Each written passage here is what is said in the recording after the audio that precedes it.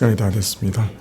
다 같이 묵상 기도 드리심으로 주일날 예배를 하나님 아버지께 드리시겠습니다.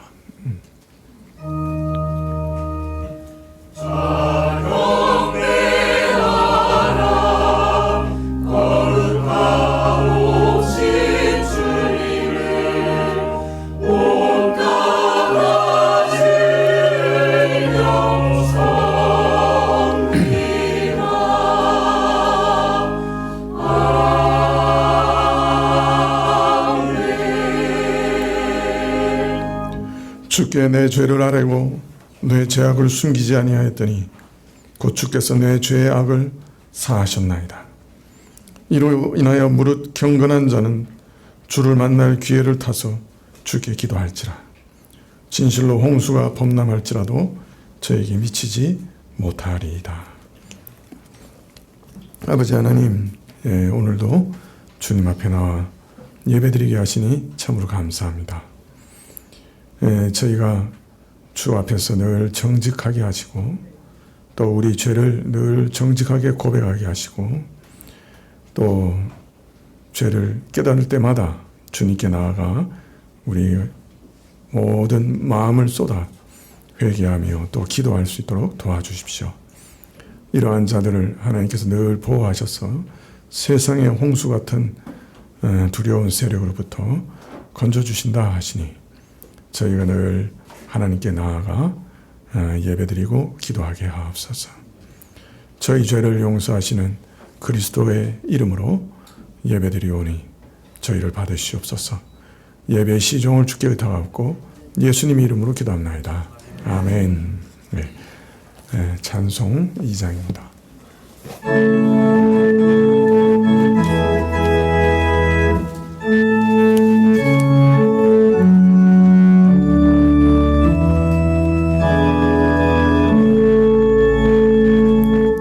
성부 성자 성령께 찬송과 영광 돌려보내세.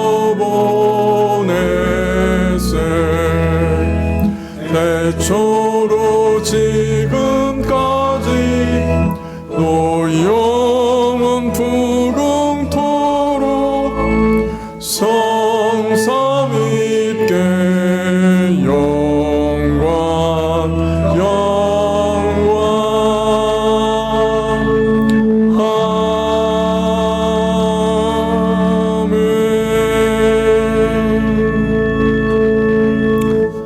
교동문은 시편 9편 1절부터 10절까지입니다.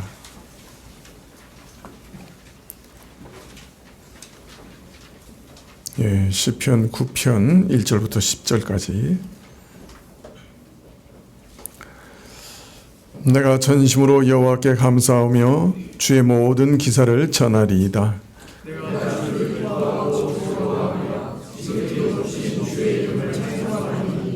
내 원수들이 물러갈 때에 주의 앞에서 넘어져 망함이니이다.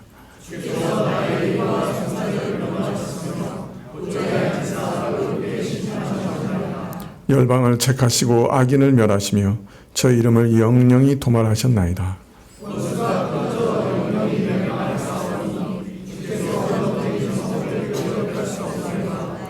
여호와께서 영영히 앉으시며 심판을 위하여 보좌를 예비하셨도다.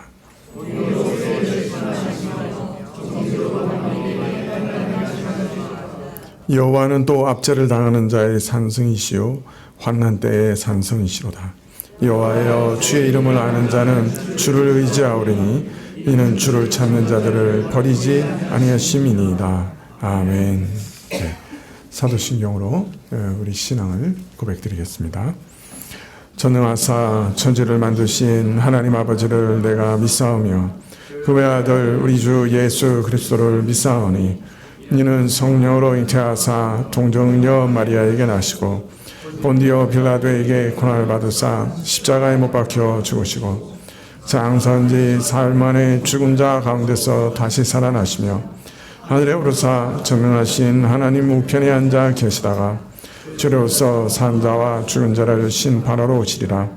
성령을 믿사오며 거룩한 공예와 성도가 서로 교통하는 것과 죄를 사하여 주시는 것과 몸이 다시 사는 것과 영원히 사는 것을 믿사옵나이다. 아멘. 예, 찬송 시편 찬송 63장입니다.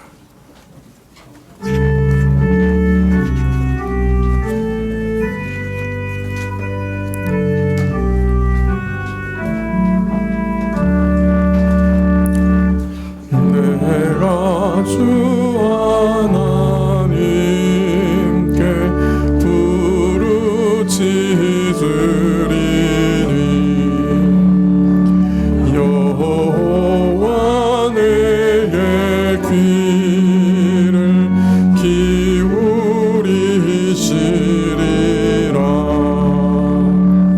밤에나 또 낮이나 나의 환난 날에 내 손을 높이 들고 주를 찾았도다. 내 심령 근심하여 상하여 싸우니 내가 주 하나님을 생각하옵니다. 오 나의 주 하나님, 내가 괴로워서 떠날 수 없사오며 힘이 드옵니다. 마음에 묵상하며 내가 말하기를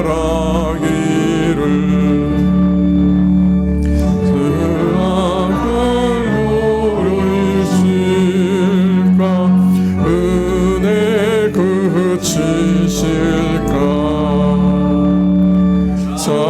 자비와 인자하심 다 잊으셨을까. 풍류를 막으셨나 말하였나이다. 나 말하기를 이는 내 연약함이라. 이제 기억할지라 그의 첫 기사를. 지존자의 오른손 그 행하시리를. 하나님 같은 근심 누구 오리까.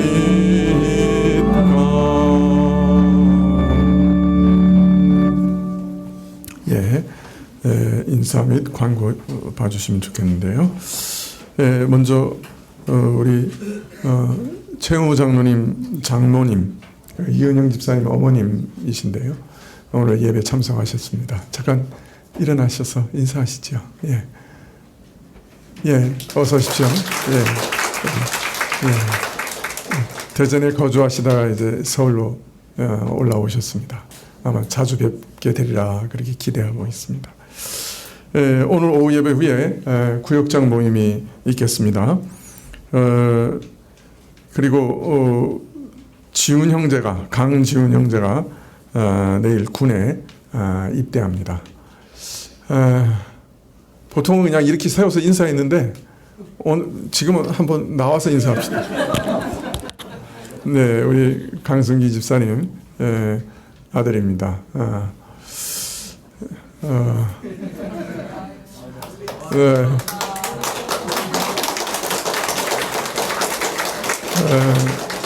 이제 내일 입대하면 군에만 들어가는 게 아니고 제대하면 바로 광양에서 그 포항제철에 가서 일할 겁니다. 그 일자리가 이미 다 정해져 가지고 아마 자주 못 보게 될 것 같아요. 군에서도 또 새로운 직장에서도 늘 믿음 잃지 않고 하나님께 잘 나갈 수 있도록 기도해 주시면 좋겠습니다. 그래, 뭐 인사할 말이 있습니까?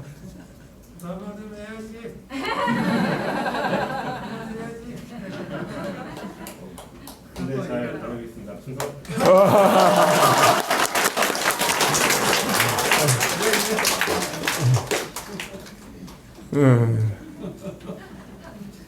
늘 성실하게 예배에 참석했던 형제인데 하나님께서 또 앞으로도 그렇게 인도해 주시기를 기도합니다.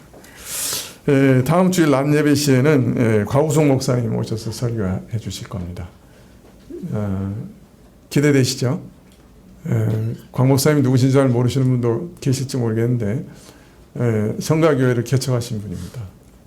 그리고 이제 오랫동안 영국에 계시고 우리가 영국에 선교사로 파송한 목사님이신데 다음 주에 낮 예배 때 오셔서 말씀 전해 주실 겁니다. 기도하시겠습니다.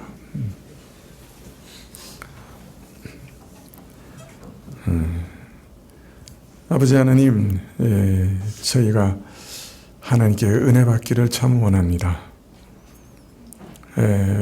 저희 심령에 하나님의 은혜 주심을 기대합니다.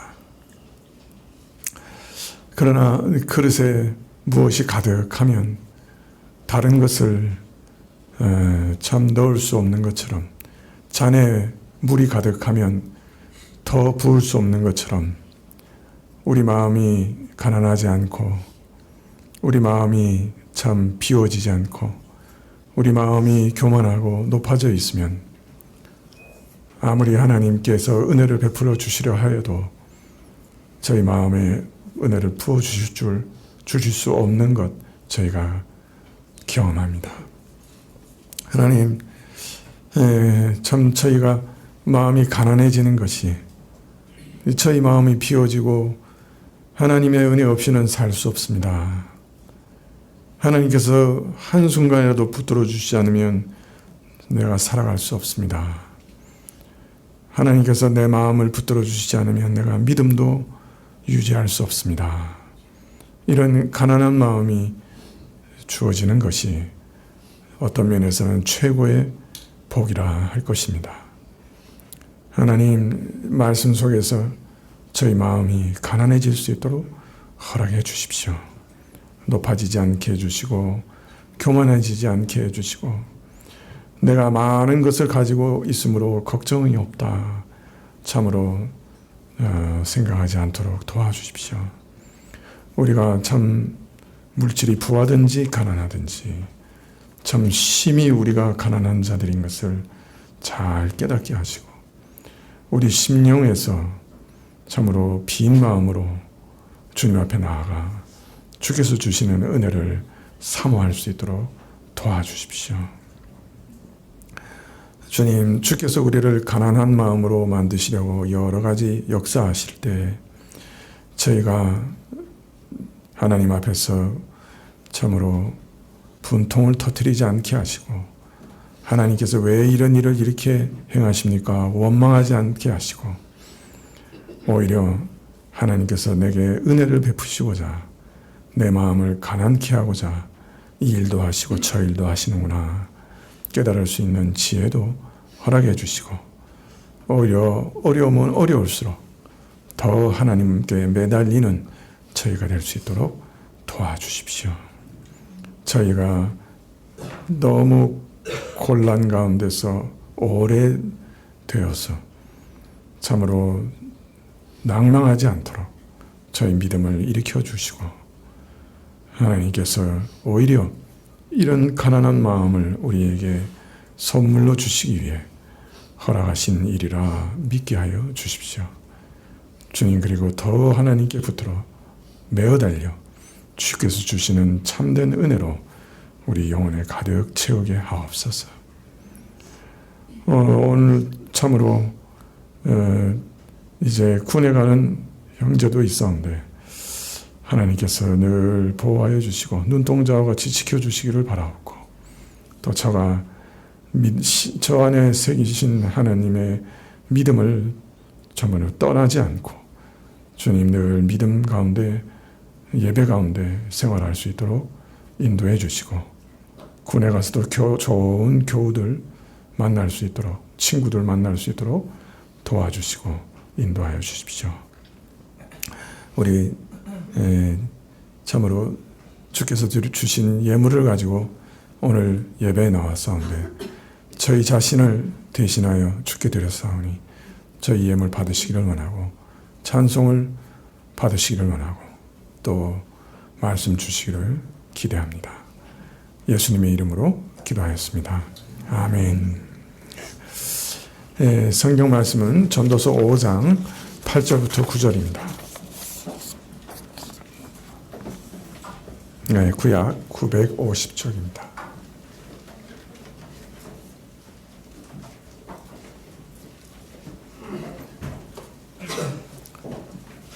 전도서 5장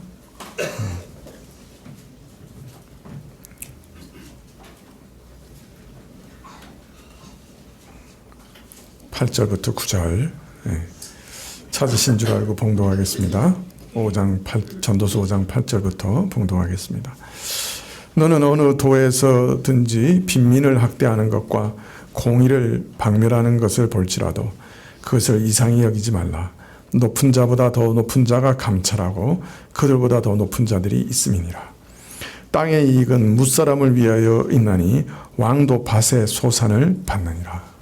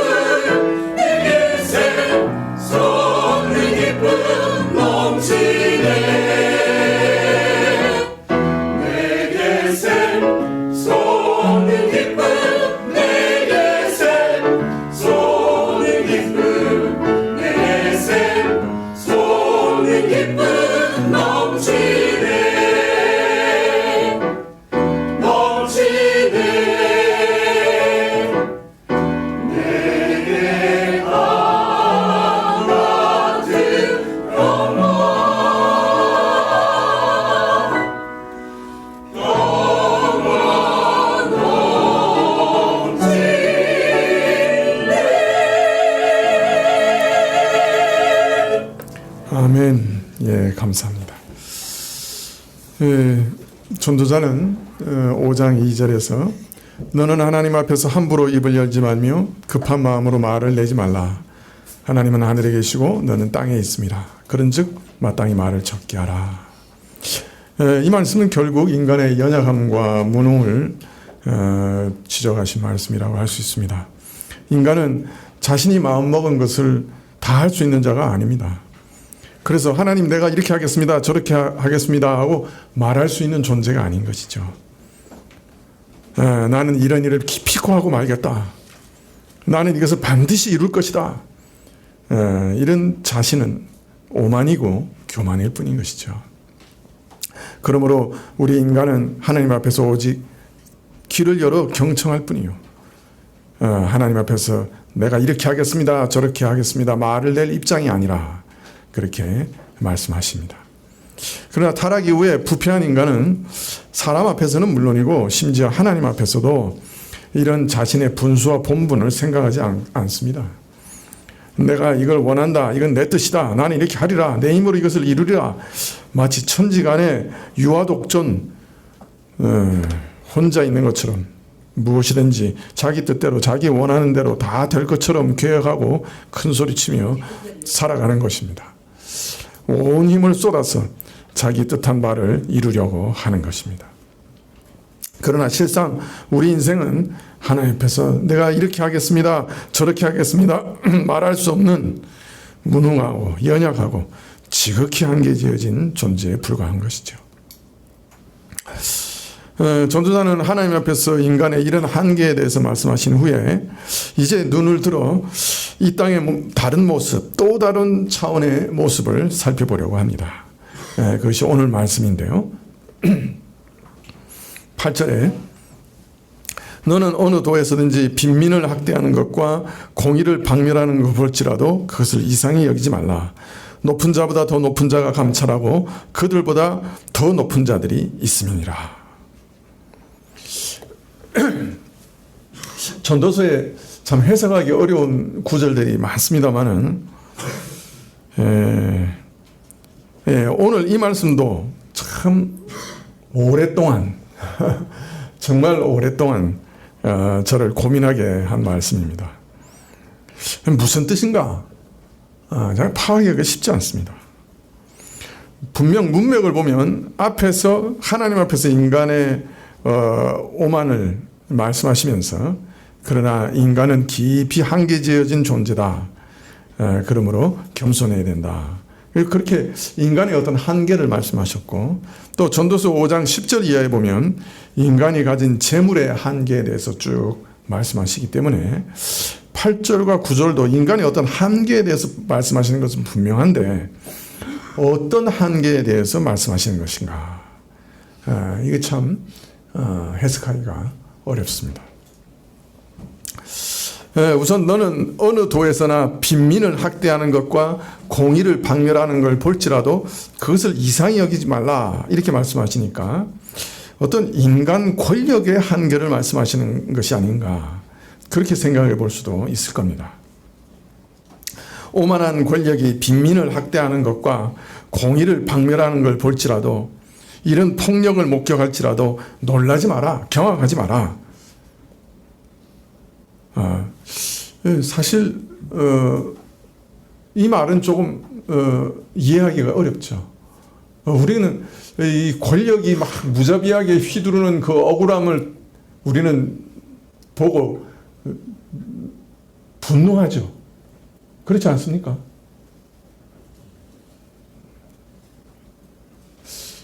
이상하네요. 그 권력이 막 정말 그 권력을 악하게 휘두를 때 어떻습니까? 분노하죠? 아니에요?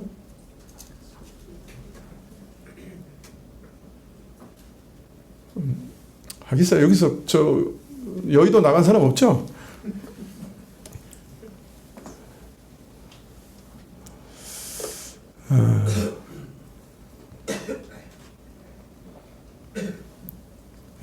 정말 가난한 자를 오만한 권력이 짓밟을 때 세상에 이런 경우가 있는가 하늘은 참으로 이런 것을 왜 그냥 두고 보시는가?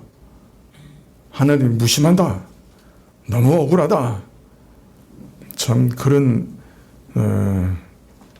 탄식을 우리가 하게 되죠. 어떤 때는 참 주먹은 가깝고 법은 멀다 한탄하면서 분함과 울분을 삼키지 못해서 또 폭력적으로 대응하기도 하죠.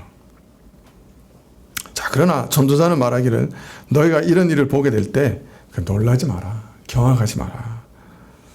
놀랄 필요가 없다. 왜? 누구도 제재할 수 없을 만큼 막강한 권력이요. 언제까지나 망하지 않고 득세할 것 같은 오만한 권력도 실은 지극히 허약한 것에 불과하기 때문이다. 높은 자보다 더 높은 자가 감찰하고 그들보다 더 높은 자들이 있습니다.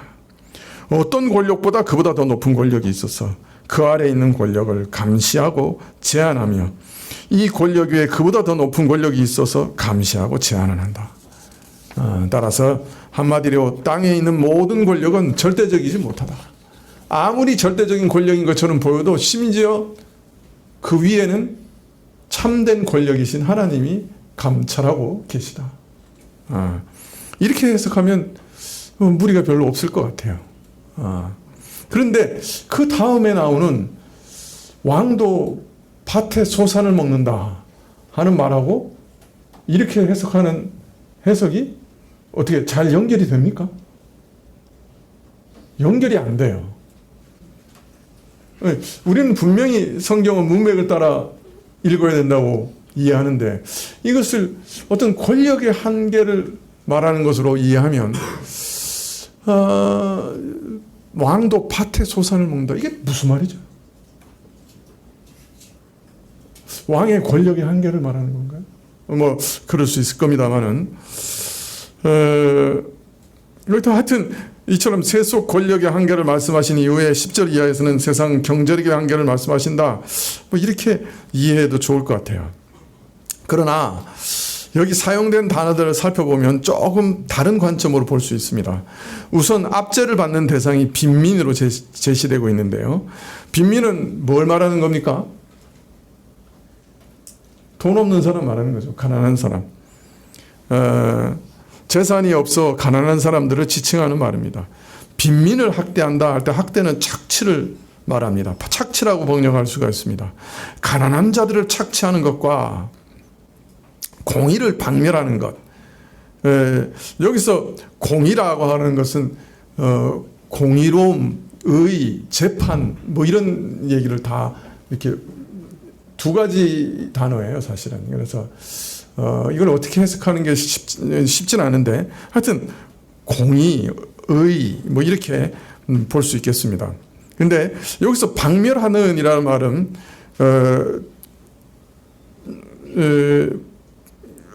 수탈, 경제적인 수탈을 의미합니다.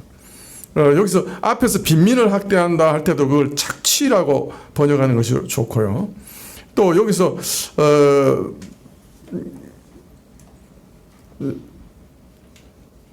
공의를 박멸하는 것 할 때도 경제적인 수탈을 의미하기 때문에 이것 자체가 사실은 경제적인 문제를 말하고 있는 거 아니냐. 즉 가난한 자들을 착취하는 것과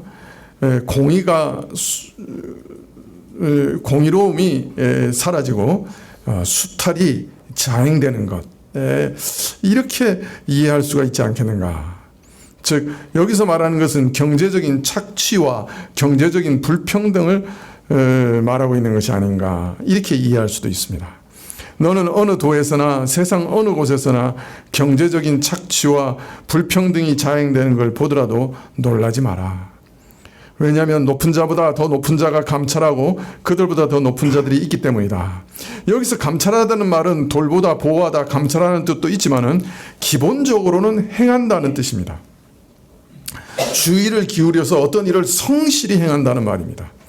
즉 높은 자보다 더 높은 자가 일을 행하고 그들보다 더 높은 자들도 일을 행한다. 이렇게 이해하면 어떻게 되는 것입니까?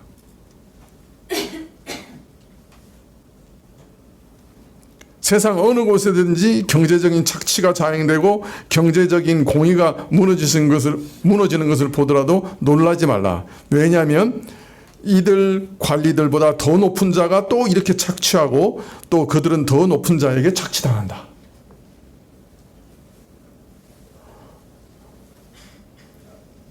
같은 말인데 전혀 다르게 해석을 했습니다만은 아마 저는 후자가 더 문맥에 맞는 해석이라 그렇게 생각이 듭니다. 고대 사회도 마찬가지죠. 현대나 마찬가지죠. 권력을 가진 자가 자기 농토에서 자기 땀을 흘리면서 농사를 짓는 경우는 드물 겁니다. 요새 저 대통령이 자기가 밭 일궈서 거기서 나오는 곡식 먹고 사는 사람 봤습니까? 못 봤죠? 그것 때문에 유명한 사람이 하나 있었는데 여러분 모르시죠? 우루과이의 대통령이 자기가 직접 농장에서 농사 짓고 이렇게 살고 아주 청렴하게 살았어요. 지금은 돌아가셨는데 바로 직전에 우루과이 대통령이. 하여튼 내가 왜 그 소리 하는지 모르겠는데 하여튼 고대나 지금이나 자기가 노동해가지고 농사를 짓고 해서 먹고 사는 사람은 없을 거예요. 권력자가 필요를 채우는 방편은 자연히 아랫사람들로부터 필요를 거둬들이는 방식으로 살아가죠. 그것이 세금의 명목이든지 조공이나 뇌물의 형식이든지 아니면 직접적인 약탈의 방식이든지 어떻게든 아랫사람으로부터 조달하지 않으면 안 되는 것이죠. 또 이를 위해 통치 조직이 필요하고 그 조직에는 다수의 사람들이 봉사하게 되는데 이들도 직접 생산에 참여하는 자들은 드물 것이고 어떤 방식이든지 그 아래 사람에게 그 필요를 의존하게 되는 것이죠. 그래서 옛날에 당나라 수도 장안에서 어느 황제가 신하를 데리고 산에 올라가서 장안을 이렇게 내려다 보는데 이 점심때가 됐어요. 근데 논도 밭도 없는데 다 집집마다 그 점심 짓는 연기가 막 올라오는 거예요. 이 사람들은 논밭도 없는데 다들 어떻게 사는가 황제가 물어보니까 옆에 있는 한 신하가 요놈은 저놈을 잡아먹고 저놈은 이놈을 잡아먹고 삽니다. 그렇게 대답했다고 합니다. 우리 인간 사회는 모종의 먹이사슬로 연결된 일종의 약탈 경제에서 벗어나기 힘들다는 말이죠. 즉 우리가 이 지구 위에 사는 한 우리는 공적 지위를 사적 이익에 사용하고 사적 유익을 위하여 공적 제도를 조작하는 것을 늘 보게 될 겁니다. 공직자의 수탈을 피하기가 힘든 것이죠. 일찍이 아리스토텔레스의 이름으로 전해지는 오이코노미콘이라는 책에 보면 그 제2권에 왕과 총독과 국가와 개인의 네 경우로 나누어서 각각의 수입원을 말하고 있습니다. 그런데 거기 보면 왕과 군주들이 재산을 획득하는 다양한 방책에 대해서 78가지의 사례를 들어 설명하고 있습니다. 그러니까 왕과 총독이 어떻게 그 백성들로부터 다양한 방식으로 재물을 얻을 수 있는가? 그게 78가지의 방책을 제시하고 있어요. 이런 인간 사회의 모습은 수천 년간 조금도 변화가 없습니다. 1986년 노벨 경제학상을 수상한 제임스 부캐넌은 시장이 잘 작동하도록 도움을 주기 위해 정부가 커지는 것이 아니라 정치인과 관료가 자기 밥그릇을 챙기다 보니 정부가 커지는 것이다. 그래서 잘 차려입은 양복 차림으로 일하는 공무원이나 존경받는 정치인이나 다 나쁜 놈이기는 마찬가지다.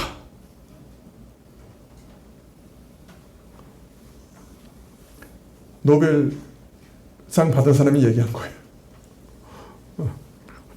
공무원 죄송합니다.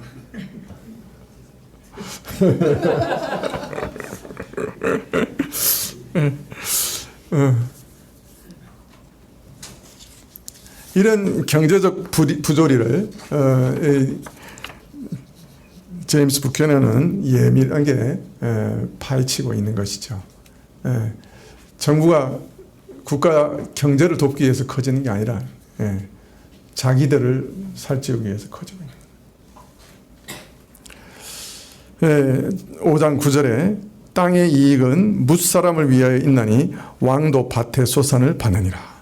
이 말도 참 번역하기 어렵습니다. 정말 여러 가지 의견이 있는데요. 제 번역은 이렇습니다. 땅의 소산물은 모든 사람에게 필요한 것이니 왕도 밭의 종이다. 땅의 소산물은 모든 사람에게 필요한 것이니 왕도 밭의 종이다. 즉 먹이 사실의 최상위 포식자인 왕도 경제적 굴레에서 벗어나는 것은 불가능하다는 말입니다.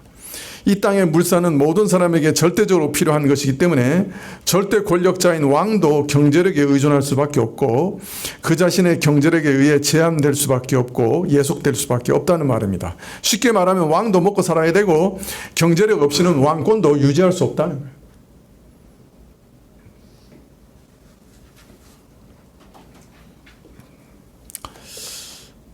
이처럼 인간은 그 소유에 있어서 지극히 한계되어 있으며 또 그가 가진 것에 의해 제한되고 누구도 이 경제 문제에서 자유로울 수 없으며 동시에 이 사회의 경제적 불평등과 갈등 구조에서 자유로울 수가 없다는 것이죠. 이 땅에 살아가는 사람은 다 경제와 깊은 관계가 있다.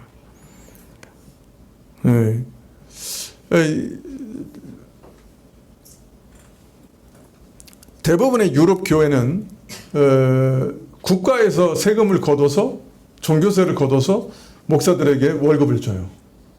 또 어떤 경우에는 교단에서 전부 헌금을 받아가지고 교단에서 일정하게 목사들에게 사례를 줘요. 교회가 크든지 작든지 상관없이. 그런데 우리는 이 네비우스 정책에 따라서 교회가 직접 그 목사에게 사례를 주는 방식을 택했죠. 그래서 어떤 면에서는 부흥을 했어요. 그러나 그것 때문에 또 가족 부양 또 먹고 사는 문제 이런 것이 목사에게 직접적으로 어려운 문제이기 때문에 한국 교회에 정말 문제가 많아졌죠. 목사도 먹고 사는 문제에 있어서 자유롭지 못하다. 이처럼 인간은 이 사회에서 모든 사람이 불평등한 경제적 갈등 구조와 경제적 굴레라고 하는 한계 가운데 살아가는 것입니다. 자, 이렇게 보면 4장에서는 인간 사회의 부조리들을 인간과 인간의 관계 가운데서 그러니까 살펴보았습니다. 그런데 전도자가 5장에서는 이제 인간 사회의 한계를 경제적인 측면에서 살펴보기 시작했다 하는 것을 알 수가 있습니다. 사실 제가 제일 모르는 것 중에 하나가 경제학인데요. 오늘 이 주제를 좀 얘기하려고 하니까 제가 좀 혹 틀린 말을 할지도 모르겠다는 걱정이 앞섭니다. 경제학 하신 분들은 나중에 제가 혹시 이상한 소리 하면 뒤에 와서 얘기해 주시면 좋겠습니다. 경제학의 시조라고 할 수 있는 애담 스미스는 그의 그 자본론에서 아주 중요한 한 가지 근본적인 질문을 던지고 있는데요. 그것은 사익 추구와 좋은 사회가 양립할 수 있는가? 인간이 자기 개인의 그 이기심을 가지고 이익을 추구하는 일과 좋은 사회가 양립될 수 있느냐? 그 화두를 던져요.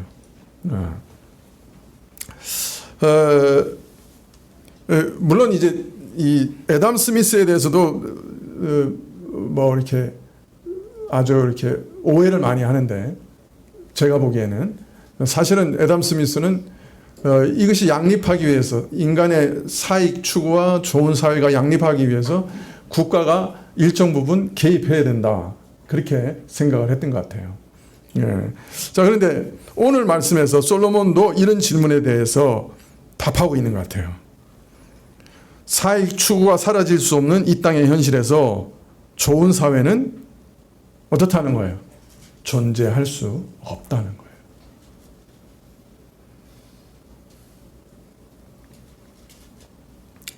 그 해악을 최소화하기 위해 노력해야 하겠지만은 이런 먹이 사수를 통한 약탈 구조가 근본적으로 해소되지 않을 거라는 거예요. 그래서 유토피아는 이 땅에서 불가능하다. 모든 경제 주체는 그 경제력 없이는 살 수 없고 모두가 이 땅의 산물에 의존해서 살아가는데 그 어떤 경제 체제라도 그 기울어진 운동장을 바로 할 수 없다는 거예요. 권세 가진 사람, 재물 가진 사람이 가난한 자들을 착취하는 이 구조를 해결할 수 없다는 거예요. 기울어지는 운동장을 바로 세울 수 있는 능력이 인간에게 없다는 거예요. 솔로몬이 말하고 있는 거예요, 지금.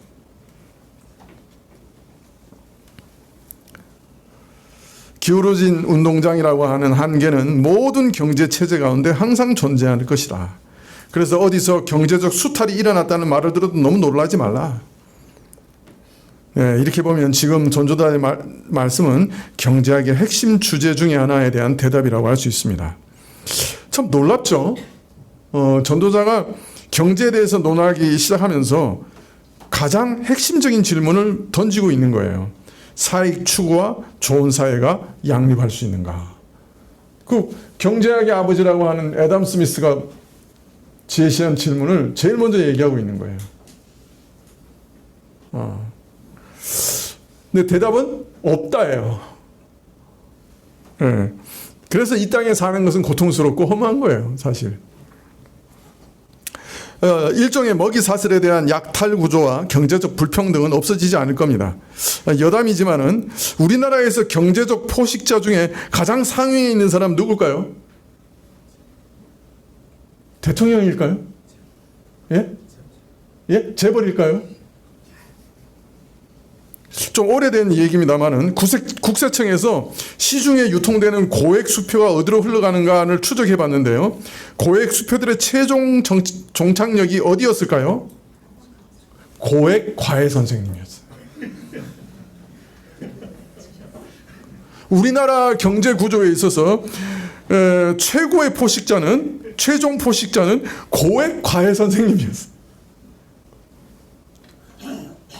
여러분 동감하세요? 재벌인 줄 알았는데 네, 웃지 못할 얘기죠.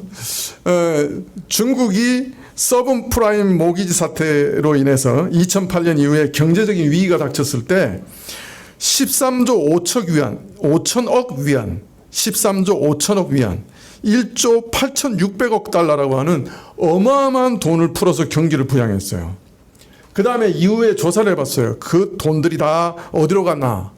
놀랍게도 몇몇 부호의 호주머니 속에 다 들어갔다고 하는 것을 발견했어요.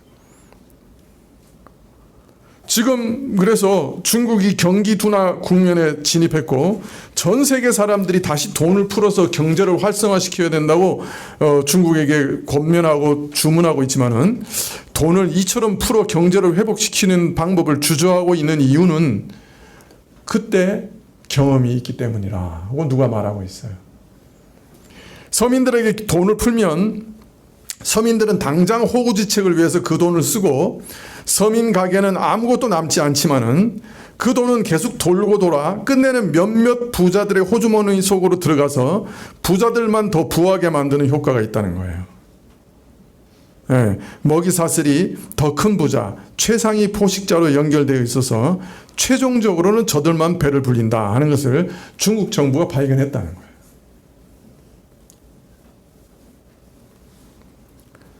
네, 어떻습니까? 자본주의라고 하는 건 뭡니까? 경쟁을 통해서 가진 모든 재화를 효율적으로 배분하는 것. 이것이 자본주의의 모토 아닙니까? 맞나요?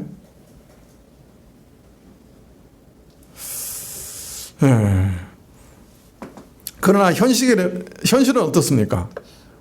강자가 자본, 정보, 정치, 기술력을 독점해서 약자를 배제하고 경쟁과 효율이라는 명분 뒤에 불공정을 일삼고 있는 것이죠. 그래서 시스템은 공정해 보이지만 강자는 항상 더 유리한 위치를 차지합니다. 규모의 경제, 네트워크 효과, 정치적 로비, 기술의 독점 등으로 경제적 강자는 언제나 유리한 위치를 계속 확보하고 있고 반대로 약자는 초기 자본이나 네트워크가 부족해서 시장 진입 자체가 역부족이고 또 약자는 실패 후에 재기조차 불가능하기 때문에 자신이 가진 자본으로 소진한 후에는 도태되고 맙니다. 기울어진 운동장은 자본주의 사회에서도 해소될 수 없는 문제입니다. 네, 오늘날에서는 우리 사회에서, 이 자본주의 사회에서 가장 중요한 힘이 뭘까요? 자본일까요? 정치일까요? 기술력일까요? 뭘까요? 여러분 어떻게 생각하세요? 오늘날 자본주의 사회에서 가장 강한 힘은 뭘까요? 네? 정보입니다. 사실 정보입니다. 지금은. 그래서 자본을 가진 사람도 여의도에서 돌아다니는 찌라시에 목을 메고 있는 거예요. 그런데 이 중요한 정보가 몇몇 권력자나 재벌에 집중되어 있습니다. 오늘날 한 나라의 상권을 지배하는 재벌들은 자신의 회사 정보를 부의 축적으로 사용합니다. 안정된 회사인 경우 재벌 자신이 가진 돈을 높은 이자로 회사에게 빌려주어 그 어떤 방법보다 빠르게 부를 축적하고, 또 회사에 위기가 오기 전에 주식을 처분해서 부를 보존하고, 주식이 떨어지면 만회할 방법을 알고 있는 오너는 주식이 떨어진 바로 그때 자기 회사의 주식을 대량 매입해서 주식이 올라가면 더 부자가 됩니다. 오늘날 재벌들이 주식이 떨어지는 것을 방임하는 행위 배후에는 이런 자사주 매입의 의도도 있을 수 있는 것이죠. 자, 오늘 계속 퀴즈를 내는데요. 지금 존재하는 세계의 재벌 중에 가장 오랫동안 생존할 수 있는 기업은 어딜까요?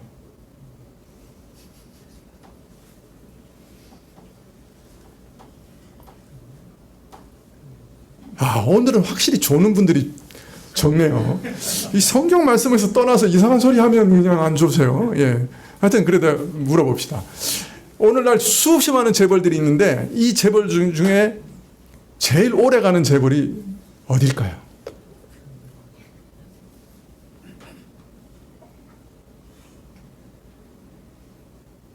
말씀해 보십시오. 어딜까요? 예? 은행? 또 저는 한 회사를 주목하고 있는데요. 혹시 카길이라는 회사 아세요? 카길, 미국 회사예요. 아시는 분? 한 분? 두 분? 예, 저는 이 회사가 가장 오랫동안 생존할 재벌 중에 하나라고 생각합니다. 이 회사가 취급하는 품목이 뭔지 아세요? 곡물인데요. 세계 곡물 시장의 40%를 차지하고 있습니다. 예, 인류 생존의 필수적인 자원인 곡물을 틀어쥐고 있는 회사가 이 회사입니다. 참 아무도 잘 모르죠. 그러나 세계에서 가장 강한 영향력을 가진 재벌 중에 한 사람입니다. 불행하게도 여러분은 이 회사 주식을 살 수 없습니다. 상장 기업이 아닙니다. 가족 기업입니다. 곡물, 사료를 통한 동물 사육, 그것을 가공한 정육, 식품 분야를 넘어서서 이 곡물, 사료, 정육의 유통 및 수익을 관리하는 금융, 전 세계에서 가장 큰 비료회사, 이 모든 것을 컴퓨터하고 프로그래머하는 IT 회사, 이를 운송하는 해상 운송회사, 이것을 통해서 여러 가지 약품과 화장품을 개발하는 바이오 산업, 이것을 가진 회사입니다. 시가총액은 아직 알 수가 없죠. 그러나 당장 주식을 발행하면 전 세계 기업 중 10위 안에 들 것으로 예상됩니다. 그러나 가족 기업입니다. 자, 제가 왜 이 얘기하느냐면 이 사람들의 가장 강점이 IT인데요. 사육 중인 소들의 사료를 얼마나 먹고 얼마나 우유를 생산할지 파악하는 가축 안면 인식 소프트웨어를 개발해서 아주 전 세계에 있는 자기 회사의 모든 소들을 컴퓨터 안에 넣고 그 소가 매일 얼마의 양을 먹고 얼마의 우유를 생산해낼지 계산해냅니다. 더 놀라운 것은 이 회사는 자체 인공위성을 소유해서 전 세계 곡창지대의 기상 및 작황 상태를 하루에 3번씩 체크하고 있습니다. 그래서 농경지의 작물을 수확 전에 생산량을 파악하고 곡물의 판매 가격을 결정하고 또 선물 거래에 이용하고 있습니다. 여러분, 하루에 3번씩 인공위성으로 모든 농지를 찍어가지고 농작물의 작황을 파악하고 있는 이 회사와 경쟁할 수 있는 회사가 있을까요? 우리나라 농수산부에서 우리 곡물 수확량을 파악하는 것보다 이 사람이 더 정확하게 알고 있을 거예요.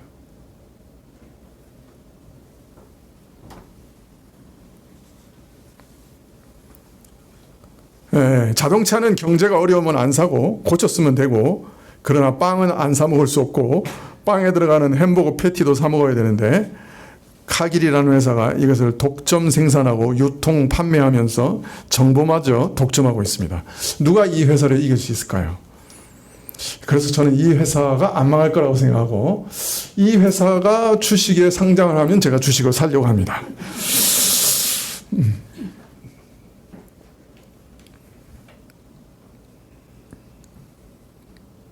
정보의 독점은 정보 없는 자들을 착취하고 억압하고 약탈하는 현대사회의 가장 무서운 무기입니다.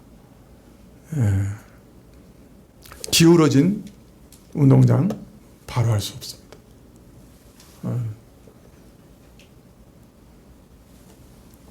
자, 이런 자본주의 사회의 모순을 타파하고자 평등 사회를 건설하는 모토를 가지고 공산주의를 도입한 소련은 70년 후에 약 2만 명에 달하는 노멘클라투라라고 불리는 공산 귀족을 제외하고는 전 국민이 자본주의 사회의 국민들보다 훨씬 더 가난한 나라로 전락하고 맙니다.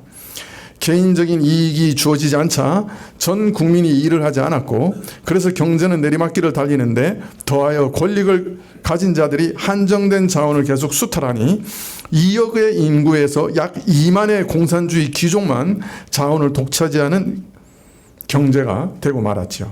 이들만 좋은 음식, 저택, 고급 승용차, 휴양을 위한 리조트, 별장을 독차지하고 일반 백성들은 그야말로 기아선생에서 헤매게 되었습니다. 지금 북한의 모습도 똑같다 할 수 있습니다. 그런데 놀랍게도 고르바초프의 개혁 개방 이후에 이들 노멘클라투라들은 옐친을 지지하고 자본주의 도입을 지지한 후에 이른 변혁기에 편승해 자신들이 가지고 있는 부를 사용해서 지금의 신흥재벌 세력인 올리가르히가 됩니다. 또 이들은 지금도 푸틴을 지지하는 경제적 지지 세력이 되어 러시아의 부를 독점하고 있습니다. 우울한 얘기죠.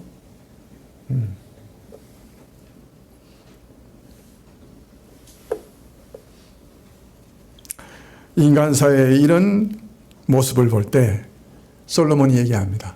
놀라지 마라. 이것이 인간 사회의 본래 모습이다.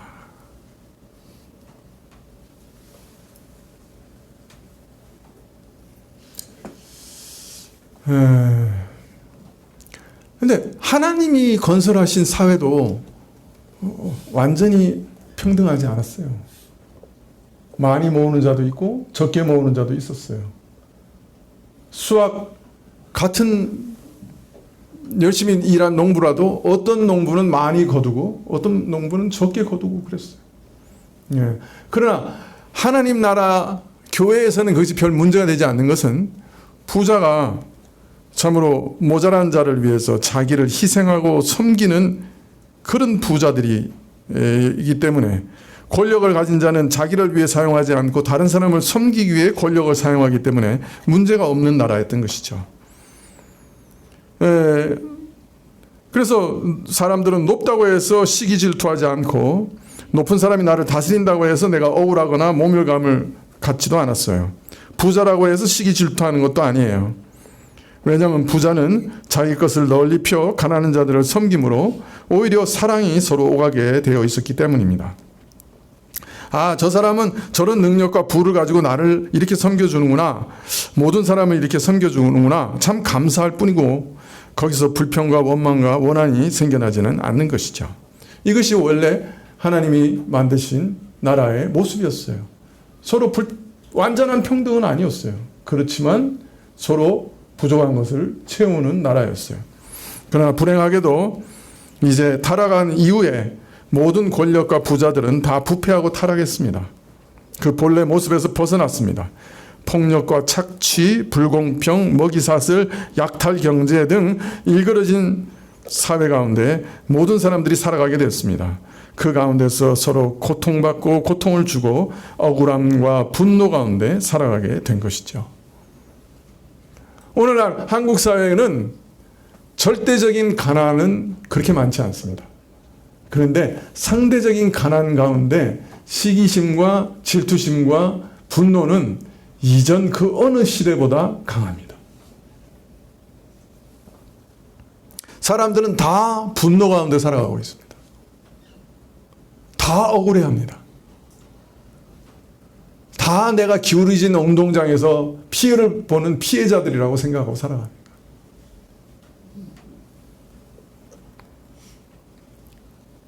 가난한 자들을 학대하고 착취하며 경제적인 공의가 무너져 내리고 먹이사슬과 약탈 경제 가운데 모두가 고통하며 심지어 절대 권력을 가진 왕이라도 이런 경제적 굴레에서 벗어나지 못하는 것. 근데 사실은 그것이 이 땅의 현실이라. 부패한 인간들이 모여 살아가는 이 땅의 현실이다. 그런 거 보고 너무 놀라지 마라. 전도자는 얘기하고 있습니다. 사람들이 길을 쓰려고 노력합니다. 참, 그러나 왜 그렇게 노력합니까? 밑바닥을 들여다보면 어떻게든 다른 사람들을 착취하고 짓밟아서 내 배를 채우려고 애쓰는 것입니다. 목사님, 저는 다른 사람 착취한 적 한 번도 없어요. 여러분이 오늘 사입은 면티, 한 장에 10,000원 주고 산 면티, 너무 싸게 샀다고 좋아하고 있는 그 면티를 사시는 순간 여러분은 저기 어딥니까? 중국의 위구르족의 강제 노동에 의한 면화를 가지고 짠 아주 값싼 면티를 사입으신 겁니다. 나는 아무 착취하지 않았다고 말하지만 그 순간에 위구르족의 사람들을 착취하고 있는 겁니다. 여러분, 우리가 번 모든 돈은 순전하고 깨끗하고 완전한 돈은 한 푼도 없습니다. 우리는 이렇게 기울어진 운동장에서 누군가를 그죠? 착취하면서 살아가고 있는 거예요. 그래서 성경에 우리가 번 돈 그 어떤 것도 사실 그리스도의 보혈로 덮지 않은 이상 깨끗한 돈 없다고 그랬어요.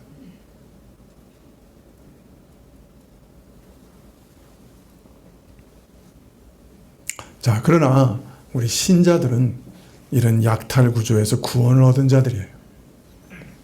애쓰고 노력하되 하나님께서 타락 전에 만드셨던 그 사랑과 섬김의 나라를 이 땅에 회복하기 위해 힘을 다해 노력하는 것이에요. 가난한 자들을 돌아보고 고통받는 자들을 돕기 위해 부지런히 일하고 물질을 얻고 그것을 또 나누려고 애쓰는 거예요. 교회는 이런 약탈 구조에서 벗어난 유일한 나라예요. 교회마저 이렇게 되면 이제 목사가 헌금 가지고 장사하기 시작하고 교인의 돈을 약탈하는 최상위 포식자가 되는 순간 교회는 망하는 거예요.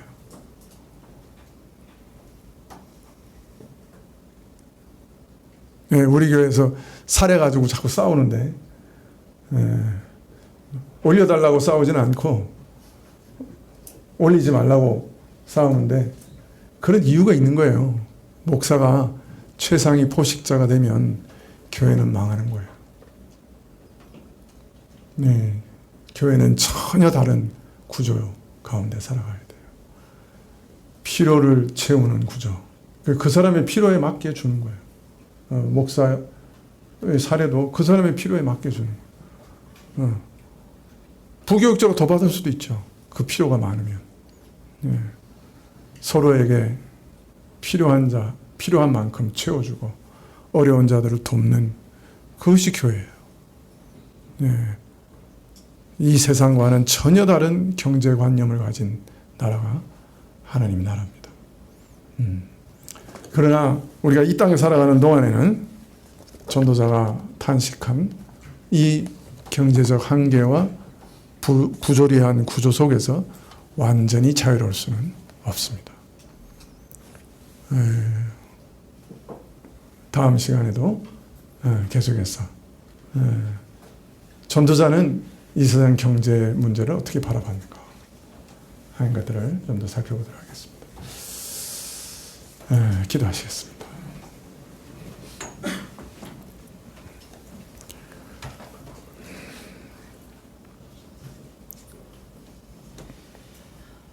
아버지 하나님, 저희가 몸담고 살아가는 이 땅이 어떠한 곳인지, 저희가 참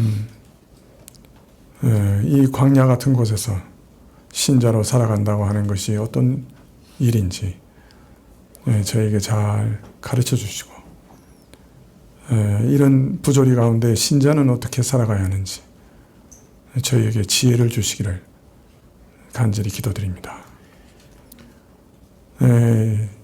이 교회가 하나님께서 회복하시는 하나님의 나라의 본질을 뚜렷이 드러낼 수 있게 해주시고, 경제적인 문제에 있어서도 가난한 자들을 돌아보는 그런 교회 되게 하여 주옵소서.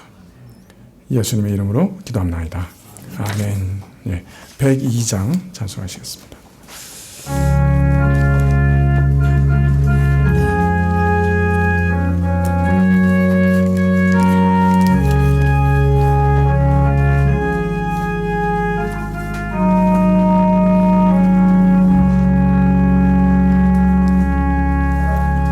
주 예수보다도 귀한 것은 없네.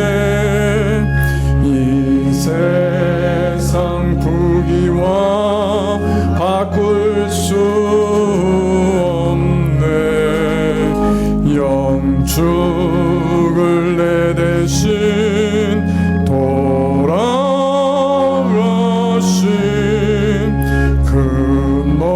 놀라운 사랑 잊지 못해. 세상 즐거움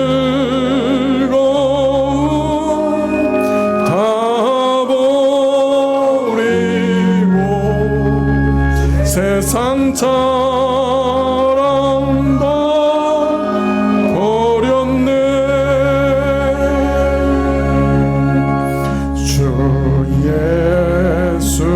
예수보다도 귀한 것은 없네. 예수 밖에는 없네. 주 예수보다도 귀한 것은 없네. 세상 명예와 바꿀 수 없네. 이전에 즐기던 세상 일도 주 사랑하는 마음 맺지 못해. 세상 즐거움 다 버리고 세상 자랑 다 버렸네. 주 예수보다도 귀한 것은 없네. 예수밖에는 없네. 주 예수보다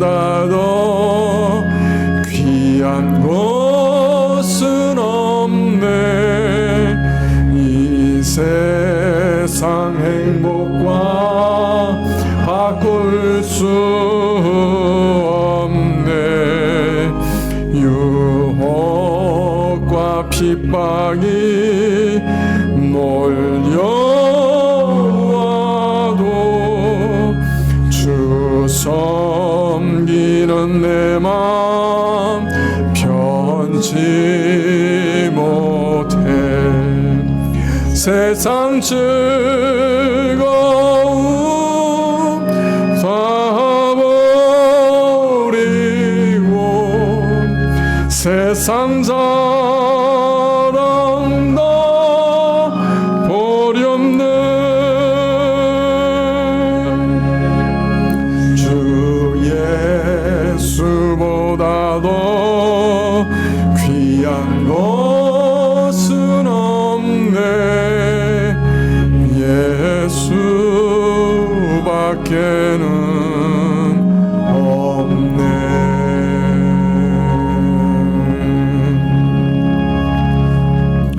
지금은 우리 주 예수 그리스도의 은혜와 하나님 아버지의 그 크신 사랑과 이 은혜와 사랑을 깨닫게 하시고 누리게 하시는 성령님의 교통하시고 역사하심이 오직 예수님을 가장 귀하게 여기고 세상의 헛된 것에 치심하지 않으며 의지하지 않으며 주님만을 따르기로 결심하며 머리 숙인 주의 백성들 위해 지금부터 영원까지 함께 계실지어다. 아멘.